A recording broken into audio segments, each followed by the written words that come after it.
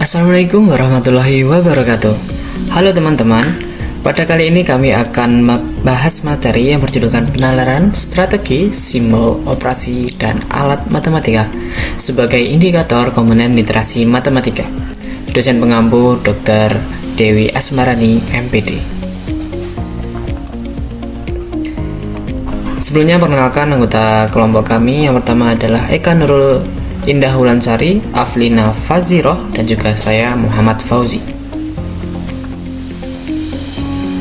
Pembahasan pada kali ini antara lain adalah penalaran, strategi, simbol operasi, dan juga alat matematika. Pengertian penalaran matematika. Penalaran matematis adalah proses berpikir logis dan sistematis untuk menarik kesimpulan berdasarkan fakta dan aturan matematika. Penalaran membantu siswa memahami konsep, menemukan pola, membuat generalisasi, dan menyelesaikan masalah. Indikator penalaran mengajukan dugaan konjektur, melakukan manipulasi matematika, menyusun bukti dan alasan, menarik kesimpulan, memeriksa kebenaran argumen, dan juga menemukan pola dan generalisasi. Peran penalaran dalam literasi matematika. Penalaran memiliki peran penting dalam meningkatkan literasi matematika. Literasi matematika adalah kemampuan menggunakan matematika dalam kehidupan nyata. Penalaran membantu siswa dalam hal menafsirkan informasi matematis, memecahkan masalah kontekstual, menghubungkan konsep matematika dengan situasi sehari-hari. Jenis penalaran ada dua, yaitu induktif adalah menarik kesimpulan umum dari kasus khusus. Deduktif yaitu menarik kesimpulan khusus dari aturan umum.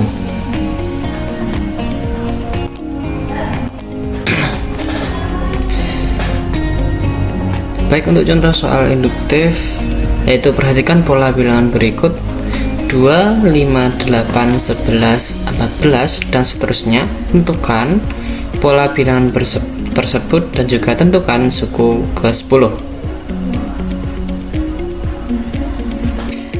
Baik, dari contoh soal induktif tadi, yang dimana konten matematika yang digunakan adalah barisan arit matematika, proses berpikir yang digunakan adalah mengamati pola khusus lalu membuat kesimpulan umum. Konteks soal berkaitan dengan pengenalan pola, kemampuan menemukan keteraturan, dan memprediksi nilai berikutnya. Nah, dari contoh soal induktif tadi, kita disuruh menentukan pola bilangan tersebut dan juga disuruh menentukan suku ke-10.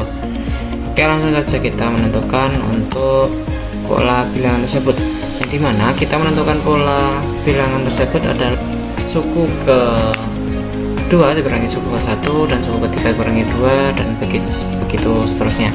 Kita langsung saja, 5 dikurangi 2 sama dengan 3,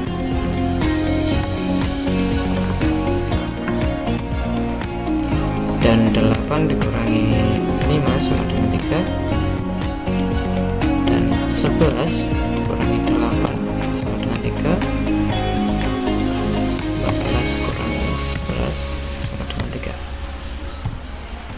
Nah, dimana dari hasil yang kita peroleh ini kita menemukan bahwa terbentuk suatu pola, yang dimana pola yang terbentuk adalah kelipatan 3 di setiap penambahan suku ke n, yang dimana 2 ditambah 3 sama dengan 5, dan 5 tambah 3 sama 8, dan begitu seterusnya. Oke, lanjut kita ke poin B. Kita disuruh untuk menentukan suku ke-10, maka kita menggunakan rumus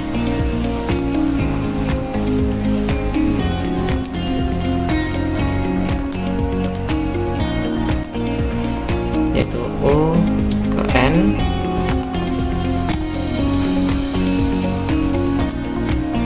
rumus umumnya adalah U ke N A tambah kurung suku ke N dikurangi 1 tutup kurung B.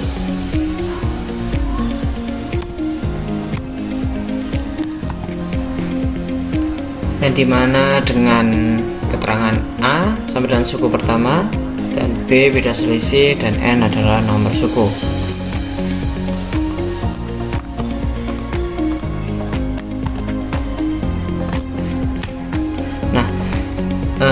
dengan kita sudah mempunyai rumus umum dari pola bilangan, maka kita langsung bisa masukkan nilai-nilai yang sudah kita dapatkan dari soal tadi untuk mencari suku ke N. U ke 10, di mana A adalah nilai awal 2 dan juga N adalah 10, dan B atau selisih adalah 3.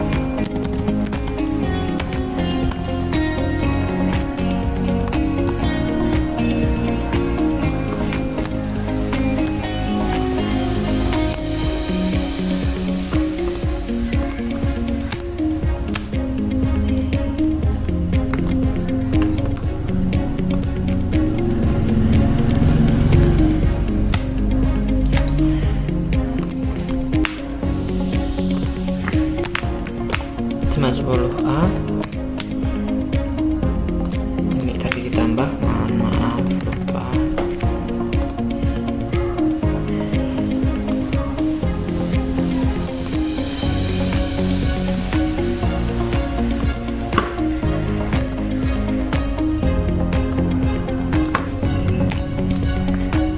Oh, 10 sama dengan 2 ditambah 27, yang dimana 27 ini dapat dari 10 kurangi 1 sama dengan 9, dan 9 kali 3 sama dengan 27. Maka nilai dari U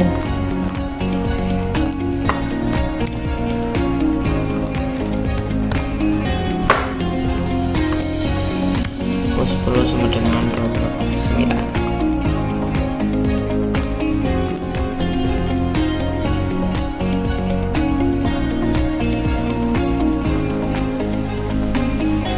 Soal deduktif, diketahui semua segitiga memiliki jumlah sudut 180 derajat. ABC adalah segitiga. Berapa jumlah sudut segitiga ABC? Nah, dari contoh soal deduktif tadi, konten matematika yang digunakan adalah konsep jumlah sudut dalam segitiga. Proses berpikir yang digunakan adalah menggunakan aturan umum untuk menyelesaikan kasus khusus. Konteks soal berkaitan dengan memahami sifat bangun datar menggunakan konsep geometri dan penerapan aturan matematika yang logis. Ketahui semua segitiga memiliki jumlah sudut 180 derajat. ABC adalah segitiga. Berapakah jumlah sudut segitiga ABC? Nah, di sini kan tadi diketahui aturan umum semua sudut segitiga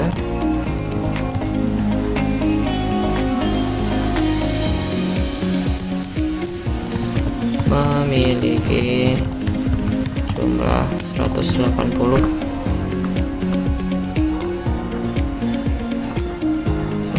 derajat.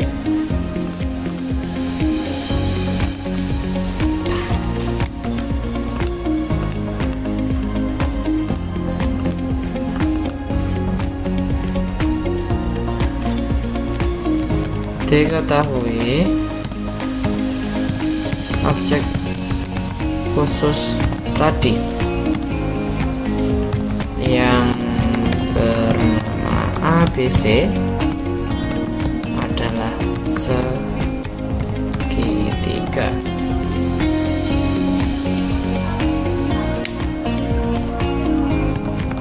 Maka dapat disimpulkan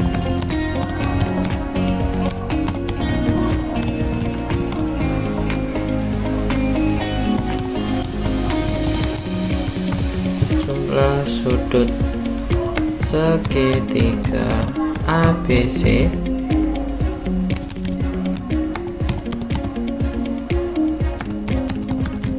adalah 180 derajat.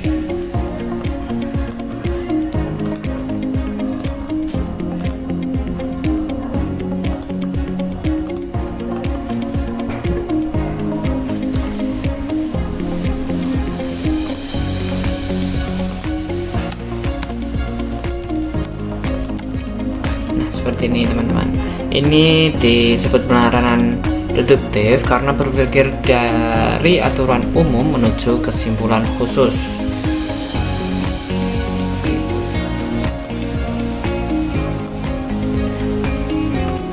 Upaya meningkatkan pelajaran matematis, memberikan soal yang menentang dan bervariasi, menggunakan pendekatan realistik Mathematics Education atau RME, menerapkan model problem based learning, mengaitkan pembelajaran dengan masalah kehidupan nyata. Baik, yang selanjutnya kita masuk ke tentang strategi pemecahan masalah sebagai indikator komponen literasi matematika.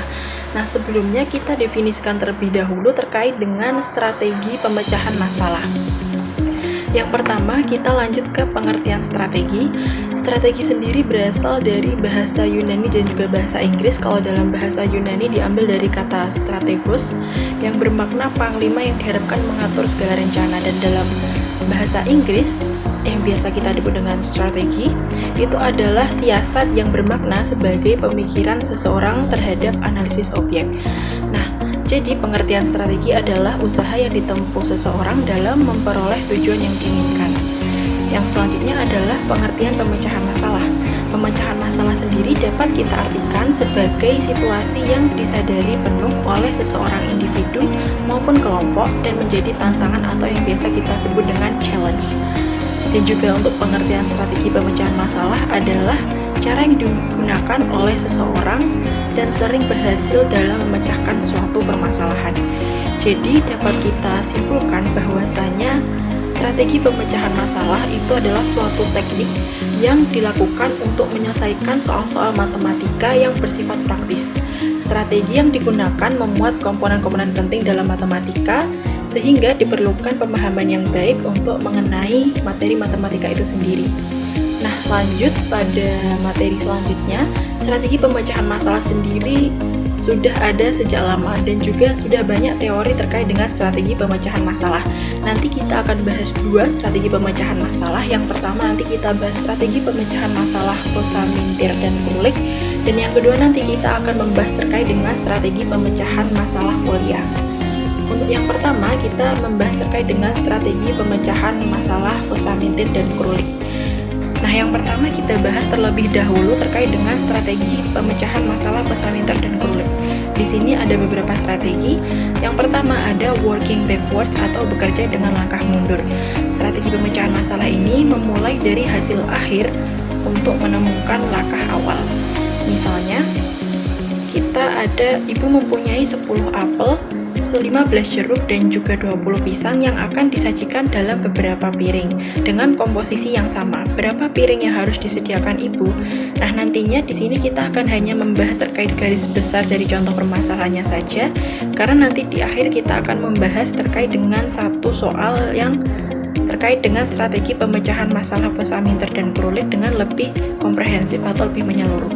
Nah, di dalam contoh permasalahan ini, di sini disajikan bahwasanya kita harus menemukan berapa piring yang harus disediakan ibu. Nah, di sini kita dapat mengimplementasikan materi matematika yaitu FPB atau faktor persekutuan terbesar. Nah, nanti di situ kita akan mendapat hasilnya dengan mencari FPB 10, 15 dan 20, maka akan didapatkan bahwa kita membutuhkan 5 piring, di mana 5 piring tersebut harus tersedia 2 apel, 3 jeruk dan juga 3 pisang.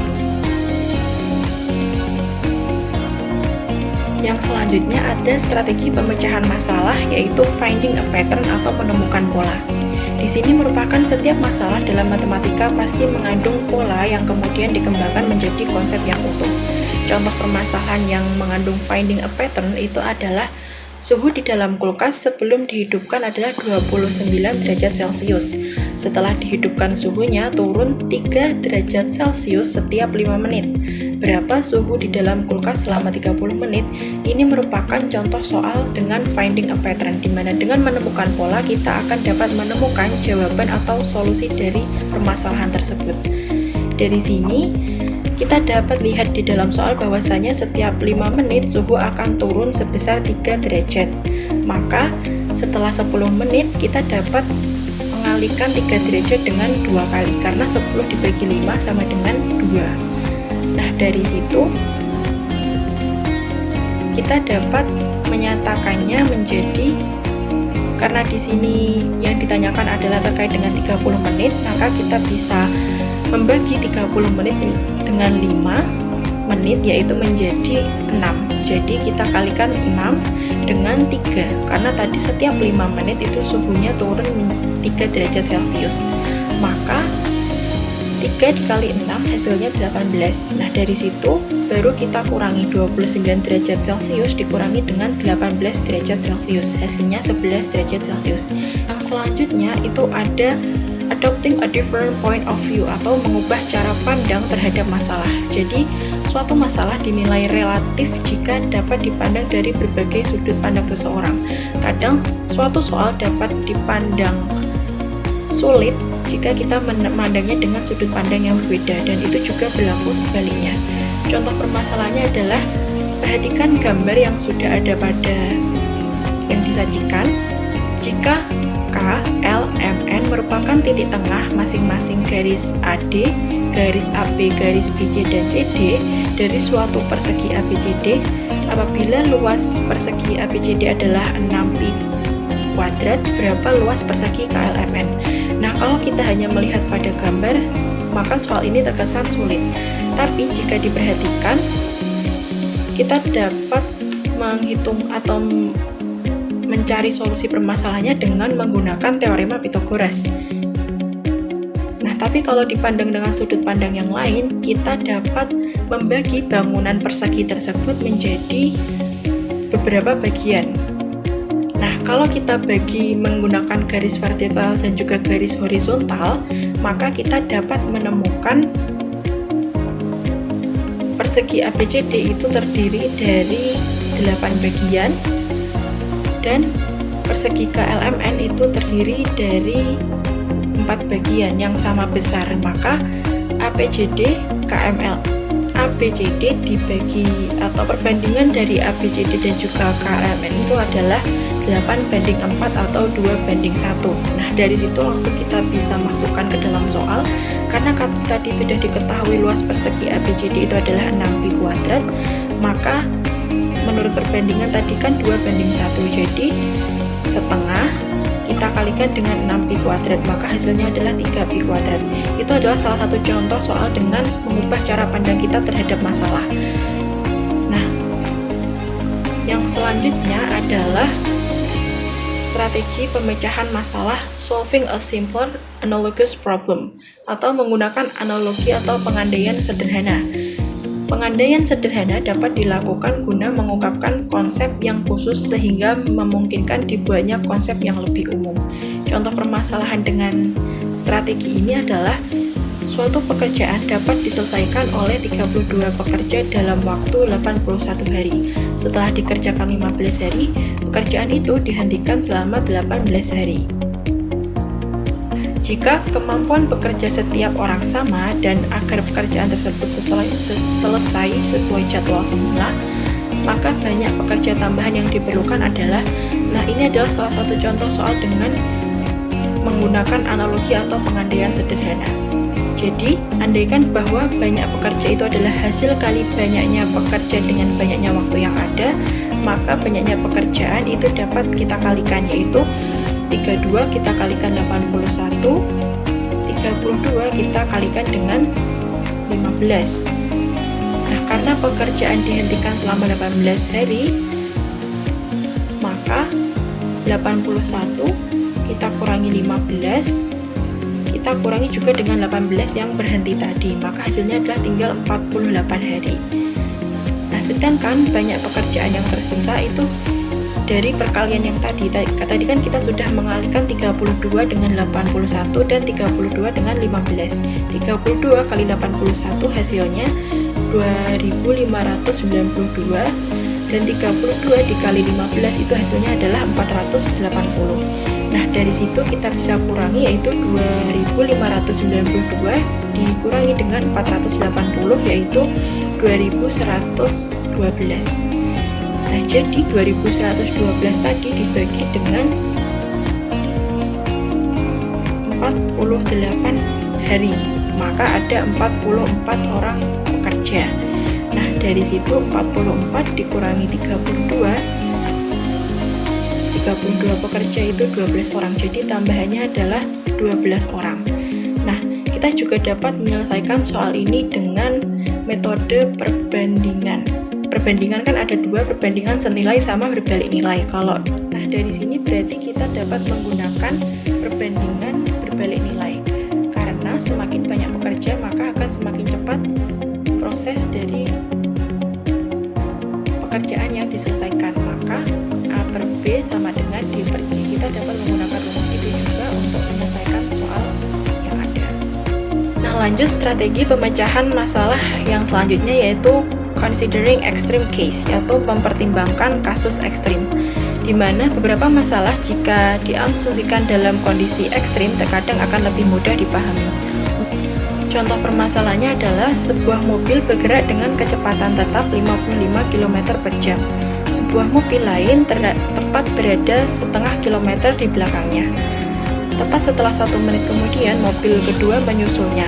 Berapakah kecepatan mobil tersebut? Nah, jika kita mengamati soal, kita akan menemukan informasi yang kurang, yaitu mobil pertama bergerak tetap 55 km per jam dan mobil kedua berada setengah kilometer di belakangnya.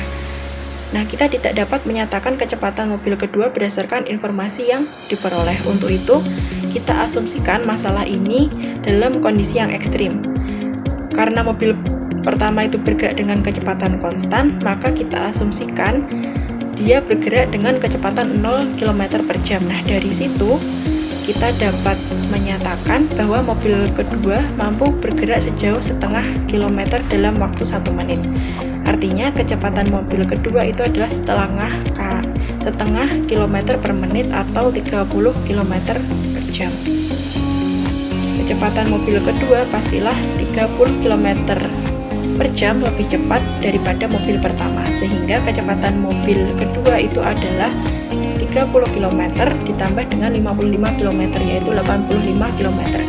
Kita lanjut pada strategi pemecahan masalah yang selanjutnya, yaitu making a drawing atau membuat gambaran atau diagram. Kadang suatu permasalahan itu jika diilustrasikan dalam bentuk seperti halnya gambar, grafik maupun tabel, itu akan tersusun sebuah pola dan akan dapat lebih mudah diselesaikan.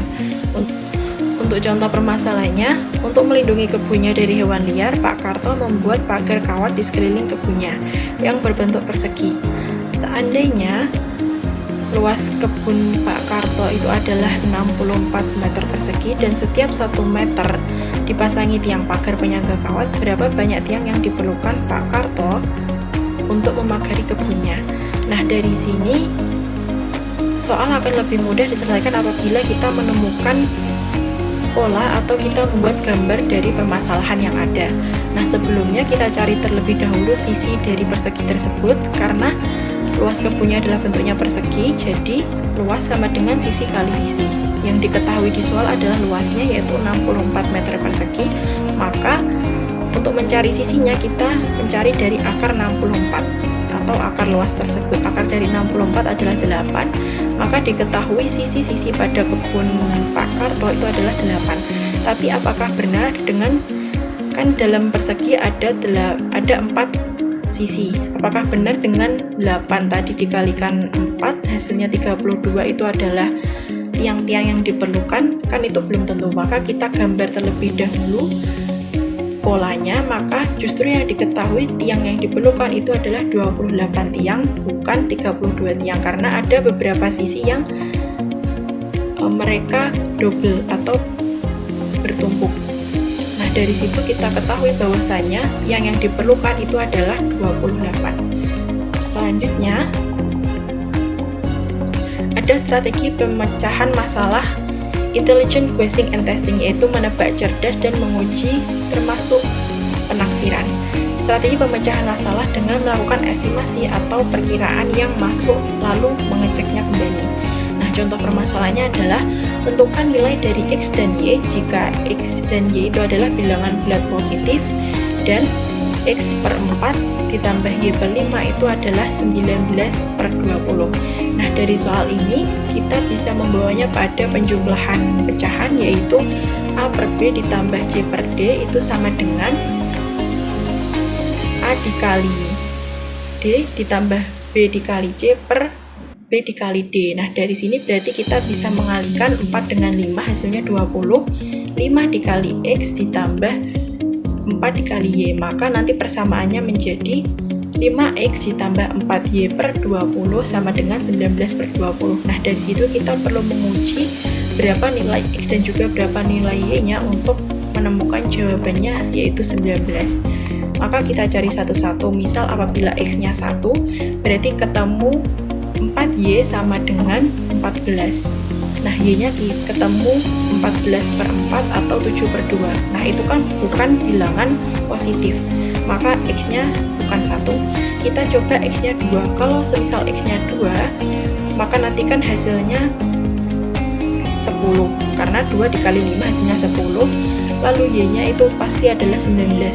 4Y sama dengan 19. Nah, itu kan nanti hasilnya juga bukan bilangan positif. Bilangan bulat positif. Nah, misal X-nya 3. Kalau X-nya 3, berarti kan 3 dikali 5 hasilnya 15. Maka Y-nya sisa 4. Maka 4Y sama dengan 4, maka Y-nya ketemu 1. Nah, jadi kita harus melakukan estimasi atau perkiraan untuk menemukan jawabannya. Jadi, berdasarkan soal ini, X-nya adalah 3 dan Y-nya sama dengan 1. Kita lanjut pada strategi selanjutnya, yaitu counting for all possibilities atau mempertimbangkan segala kemungkinan. Strategi pemecahan masalah ini adalah dengan melakukan kemungkinan yang masuk akal lalu mengeceknya. Di contoh soal ini, jika pembilang dan penyebut suatu pecahan ditambahkan 1, maka pecahan itu menjadi setengah. Adapun bila masing-masing pembilang dan juga penyebut dikurangi 1, maka pecahan itu menjadi 1/3. Apakah bilangan pecahan yang dimaksud? Nah, soal ini kan harus melakukan perkiraan supaya kita dapat menemukan jawabannya. Nah, kita juga perlu memahami materi matematika untuk dapat menyelesaikan masalah ini. Nah, 1/2 dan juga 1/3 itu merupakan pecahan paling sederhana dari suatu pecahan. Nah, dari sini kita bisa menjabarkan dari pecahan tersebut. Misal tadi 1/2. 1/2 itu kan juga sama dengan 2/4, sama dengan 3/6, sama dengan 4/8 dan seterusnya. Sedangkan 1/3 itu juga sama dengan 2/6, sama dengan 3/9, sama dengan 4/12 dan selanjutnya. Nah, dari situ kita mencari salah satu pecahan dari kedua yang sudah dijelaskan tadi, mana yang dikiranya kalau ditambah 1 itu hasilnya sebanding dengan 1/2, dan kalau dikurangi itu hasilnya sebanding dengan 2/6. Maka kita ketemu pecahannya adalah 3/7. Karena kalau 3/7 dari masing-masing itu ditambahkan 1, maka hasilnya adalah 4/8. Kalau disederhanakan jadi 1/2. Kalau dikurangi, tadi 3/7 kalau masing-masing dikurangi 1, 3 dikurangi 1 hasilnya 2, 7 dikurangi 1 hasilnya 6. 2/6 kalau disederhanakan menjadi 1/3, maka pecahan yang dimaksud itu adalah 3/7. Lanjut pada strategi pemecahan masalah Poisson-Minter dan Curlik yang selanjutnya, yaitu organizing data atau mengorganisasi data. Permasalahan umumnya disertai dengan beberapa informasi penting yang menuntun pada jawaban yang sebenarnya. Contoh permasalahan pada strategi ini adalah misal Anton, Budi, Doni sama-sama menggemari renang. Anto berenang setiap 4 hari sekali, Budi berenang setiap 5 hari sekali, dan Doni berenang setiap 7 hari sekali. Jika pada tanggal 3 Agustus 2015 mereka sama-sama berenang, tanggal berapa mereka akan sama-sama berenang kembali? Nah, ini bisa kita selesaikan pada salah satu materi matematika, yaitu KPK atau kelipatan persekutuan terkecil. Nah, tapi juga kita bisa melakukannya dengan mengorganisasi data, yaitu dengan menemukan kelipatannya tadi. Misal Anto kan tadi 4 hari sekali, berarti 4 ditambah 4, 8. Kita menemukan, kita mencari kelipatan 4. Kelipatan 4 kan ada 4, 8, 12, 16, 20, dan seterusnya. Sedangkan Budi, berarti kita mencari kelipatan 5, berarti 5, 10, 15, 20, dan seterusnya. Yang selanjutnya adalah Doni 7 hari, berarti 7, 14, 21, 28, 35, dan seterusnya. Kita mencari kelipatan dari 7. Nah, dari kelipatan Anto, Budi, dan juga Doni, kita mencari satu angka yang sama. Nah, berdasarkan yang sudah ditemukan, itu kita menemukannya itu adalah 140 hari. Jadi mereka akan bersama-sama bisa berenang bersama itu pada 140 hari ke depan. Jadi kita tambahkan 3 Agustus dengan 140 hari. Nah, kita juga harus memperhatikan pada bulan-bulan. Terkadang kan ada bulan yang jumlahnya itu 30 dan juga 31 hari. Nah, jadi akan mereka setelah, karena paling cepat mereka bertemu itu 140 hari kemudian, maka mereka akan bertemu pada 21 Desember 2015. Nah, strategi pemecahan masalah yang selanjutnya adalah logical reasoning atau penalaran logis. Strategi pemecahan masalah ini berkaitan dengan penalaran dan juga penarikan kesimpulan yang valid dari berbagai data yang ada.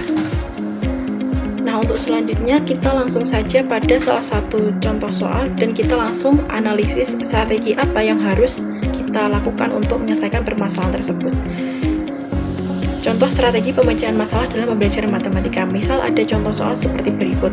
Tentukan nilai dari 2 dikurangi 4 ditambah 6 dikurangi 8 ditambah 10 dikurangi 12 ditambah dan seterusnya sampai dikurangi 20. Nah, untuk penyelesaiannya, strategi yang digunakan itu harus tepat untuk dapat menyelesaikan suatu permasalahan agar lebih mudah dan juga solusinya lebih cepat untuk ditemukan. Nah, berdasarkan soal yang sudah kita sajikan tadi, strategi yang paling tepat untuk digunakan adalah simply solve for simple problem dan juga look a pattern, atau membuat soal menjadi lebih mudah dan juga menemukan pola yang ada. Nah, ketika berhadapan dengan masalah ini, kemungkinan ditemukan suatu pola atau pattern. Namun, pola yang panjang dan banyak pengunggulan. Menyelesaikan pola yang sama untuk masalah yang lebih sederhana akan sangat membantu dalam menyelesaikan soal tersebut. Jadi kita harus membuat soalnya lebih sederhana dan juga menemukan pertama-tama kita perhatikan dulu soalnya. Di soal tadi kan ada 2 dikurangi 4 ditambah 6 dikurangi 8 ditambah 10 dikurangi 12 dan seterusnya. Dari situ kan bisa kita tulis atau kita kurung pada soal-soal, yaitu 2 dikurangi 4 kita kurung, 6 dikurangi 8 kita kurung, 10 dikurangi 12 kita kurung, dan sampai seterusnya. Kita peroleh 2 dikurangi 4 itu kan hasilnya negatif 2, 6 dikurangi 8 hasilnya negatif 2, dan seterusnya, hasilnya pasti sama yaitu negatif 2. Nah, inilah pola yang kita dapatkan. Kalau semisal 2 sampai 20 itu kita mendapatkan ada 5 pasang yang menghasilkan 5 dikali negatif 2. Jadi sampai 20 itu kita akan menemukan 5 pasang. Nah, kalau sampai negatif 200 itu berapa? Nah, tadi kan kita dapat kalau 20 sampai 20 itu kan 5 pasang, maka kita bagi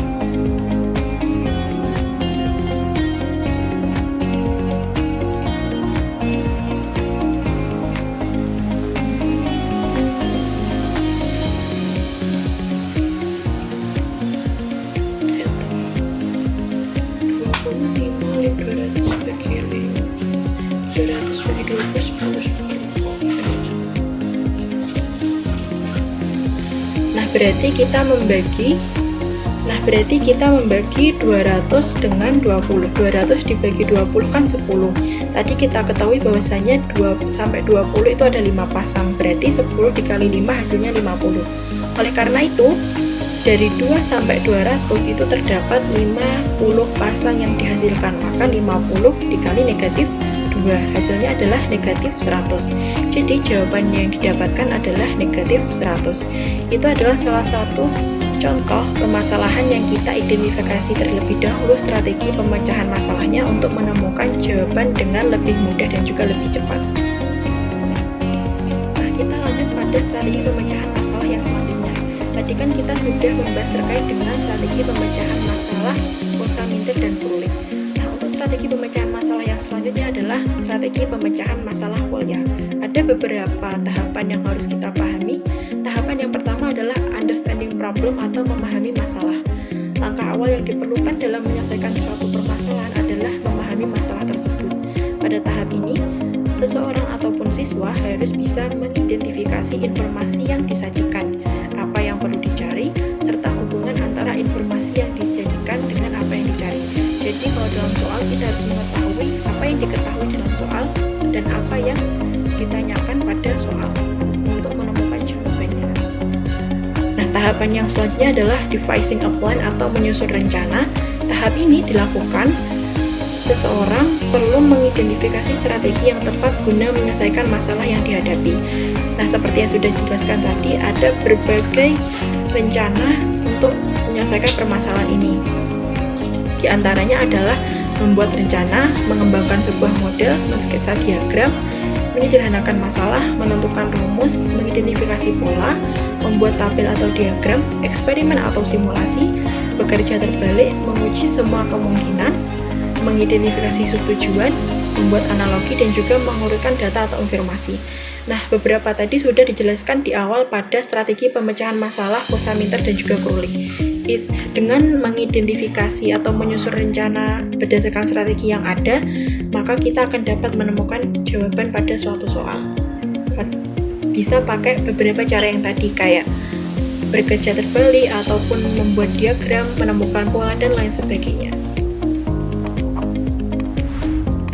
Setelah menyusun suatu rencana, langkah selanjutnya yang harus kita lakukan adalah carrying out the plan atau melaksanakan rencana tersebut. Langkah ini menekankan adanya pelaksanaan rencana penyelesaian. Di antaranya, yang pertama adalah memeriksa setiap langkah apakah sudah benar atau belum. Yang kedua, membuktikan bahwa langkah yang dipilih sudah benar. Dan yang ketiga adalah melaksanakan perhitungan sesuai dengan rencana yang dibuat. Dan langkah yang selanjutnya adalah looking back atau memeriksa kembali, atau istilahnya yang biasa kita pahami adalah cross check. Langkah ini menekankan pada bagaimana cara memeriksa kebenaran yang diperoleh. Nah, langkah-langkah yang diperlukan adalah memeriksa kembali perhitungan yang telah dikerjakan, membuat generalisasi atau kesimpulan dari jawaban yang diperoleh, dan yang selanjutnya adalah dapatkan jawaban dengan menggunakan cara lainnya, dan yang terakhir adalah perlukan menyusun strategi baru yang lebih baik. Nah, langsung saja kita masuk pada contoh soal untuk memahami langkah-langkah pada strategi pemecahan masalah kuliah. Contohnya, hasil bagi dua bilangan cacah adalah 5. Jika jumlah kedua bilangan cacah tersebut adalah 36, tentukan kedua bilangan cacah tersebut. Nah, yang pertama, kalau menurut strategi pemecahan masalah kuliah, maka kita understanding problem atau memahami masalah tersebut lebih dahulu. Berdasarkan informasi dalam soal, itu adalah menentukan dua bilangan cacah yang jika dibagi hasilnya adalah 5 dan jika dijumlahkan itu hasilnya adalah 36. Informasi ini jelas bahwa ini terkait dengan operasi hitung bilangan cacah, yaitu pembagian dan penjumlahan.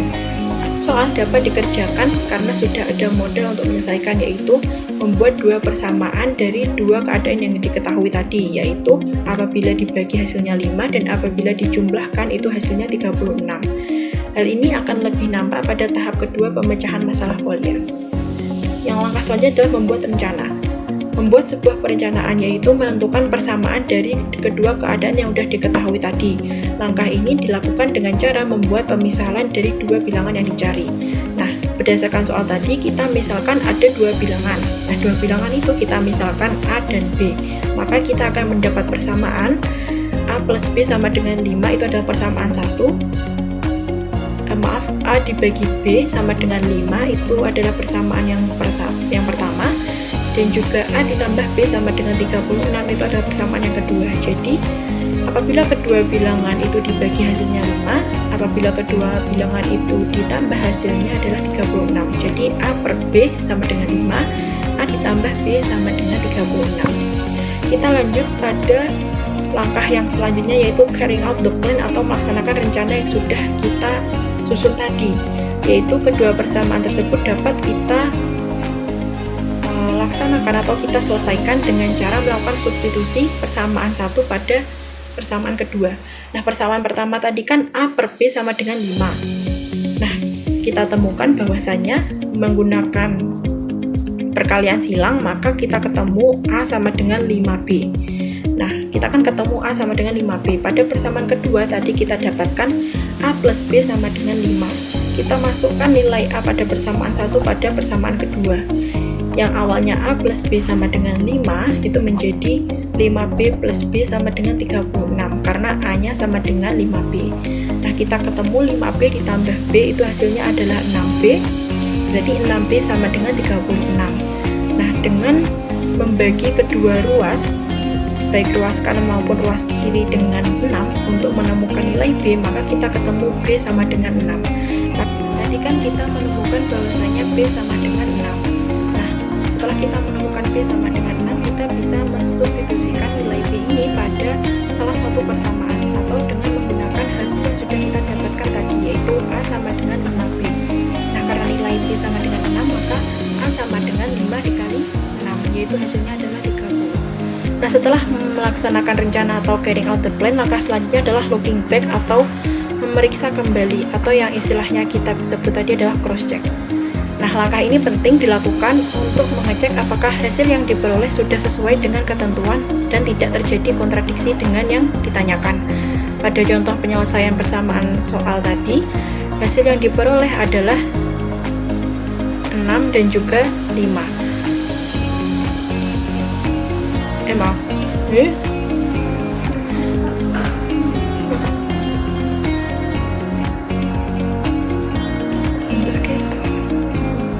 Kamu ndak gitu. Sorry. Ndak gitu. Ndak apa-apa, biarin. Nah, langkah selanjutnya yang harus kita lakukan adalah looking back atau memeriksa kembali. Langkah ini penting dilakukan untuk mengecek apakah hasil yang diperoleh sudah sesuai dengan ketentuan dan tidak terjadi kontradiksi dengan yang ditanyakan. Pada contoh penyelesaian permasalahan tadi, hasil yang diperoleh kan 30 dan juga 6. Nah, sedangkan tadi diketahui permasalahannya atau persamaan. Nah, persamaan yang didapatkan tadi kan adalah A per B sama dengan 5 dan juga A plus B atau A ditambah B sama dengan 36. Nah, kita masukkan nilai A dan juga B-nya, atau istilahnya kita cross check nilai A dan B-nya ini benar atau tidak. Nah, berarti kita masukkan 30 per 6 sama dengan, atau 30 dibagi 6 sama dengan 5. Berarti hasilnya adalah benar. Lalu kita pakai persamaan yang kedua tadi, yaitu A plus B sama dengan 36. A-nya kan tadi 30, B-nya 6. 30 ditambah 6, 36. Nah, hasilnya juga benar. Hal ini menunjukkan bahwa hasil yang kita peroleh sudah sesuai dengan yang diketahui. Untuk materi selanjutnya, yaitu simbol matematika, akan dijelaskan oleh teman saya, Lina. Simbol matematika. Simbol matematika adalah bahasa universal yang digunakan untuk menyampaikan ide, hubungan, dan konsep matematika secara singkat, jelas, dan sistematis. Penguasaan simbol tidak hanya berkaitan dengan menghitung, tetapi juga memahami, menafsirkan, dan menggunakan simbol secara tepat dalam berpikir matematis. Jenis-jenis simbol, yang pertama yaitu simbol operasi dasar, yaitu penjumlahan, pengurangan, perkalian, dan pembagian. Yang kedua yaitu simbol relasi, yaitu sama dengan, tidak sama dengan, lebih dari, kurang dari, lebih dari sama dengan, dan kurang dari sama dengan. Yang ketiga yaitu simbol aljabar yang berupa variabel X, Y, konstanta, koefisien, dan bentuk aljabar. Yang keempat yaitu simbol lanjutan yang berupa pangkat, akar, pecahan, fungsi, dan himpunan. Operasi matematika adalah proses atau langkah yang digunakan untuk mengolah bilangan agar diperoleh hasil tertentu. Operasi dasar ada 4. Yang pertama yaitu penjumlahan, artinya menggabungkan bilangan. Contohnya 2 ditambah 3 sama dengan 5. Yang kedua yaitu pengurangan, artinya mencari selisih. Contohnya 5 dikurangi 2 sama dengan 3. Yang ketiga yaitu perkalian, artinya penjumlahan berulang. Contohnya 3 dikali 4 sama dengan 12. Yang keempat yaitu pembagian, artinya membagi menjadi bagian yang sama. Contohnya 12 dikurangi 12 dibagi 3 sama dengan 4. Nah, jika dalam satu soal terdapat beberapa operasi, maka harus mengikuti urutan agar hasilnya benar dan tidak berbeda-beda. Yang pertama, kita kerjakan yang ada di dalam kurung dulu. Kenapa? Karena berisi operasi yang harus diprioritaskan. Kemudian, pangkat atau akar. Selanjutnya, kita kerjakan perkalian dan pembagian. Kita kerjakan dari yang kiri ke kanan. Yang terakhir yaitu penjumlahan dan pengurangan, dikerjakan dari kiri ke kanan. Berikut adalah contohnya. 2 ditambah 3 dikali 4. Nah, kita kerjakan dulu yang perkalian, yaitu 3 dikali 4 sama dengan 12. Lalu kita jumlahkan, 2 ditambah 12 sama dengan 14. Maka hasilnya adalah 14. Contoh soal. Di Indomaret, harga 1 mie instan adalah 3.000 dan harga 1 minuman adalah 5.000. Jika seseorang membeli 3 mie instan dan 2 minuman, berapakah total harga yang harus dibayarkan?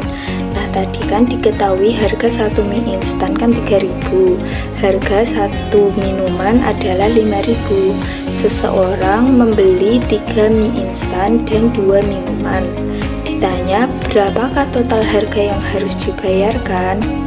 Kita ubah ke model matematika, yaitu 3 dikali 3.000 ditambah 2 dikali 5.000. Nah, kita hitung hasilnya yaitu 9.000 ditambah 10.000 sama dengan 19.000. Jadi kesimpulannya yaitu total harga yang harus dibayarkan adalah 19.000. Baik, untuk selanjutnya adalah alat matematika. Pengertian alat matematika. Alat matematika adalah media atau instrumen yang membantu proses berpikir, eksplorasi, representasi, dan komunikasi matematis. Jenis alat matematika ada beberapa, yaitu alat manipulatif, abakus, blok aljabar, alat ukur penggaris besar derajat jangka, kalkulator, software. Matematika adalah GeoGebra, MATLAB Matematika, aplikasi online, Desmos, Wolfram, Alpha, Khan Academy. Penggunaan alat matematika yaitu digunakan untuk memvisualisasikan konsep abstrak, mengurangi kesulitan perhitungan, meningkatkan pemahaman konsep.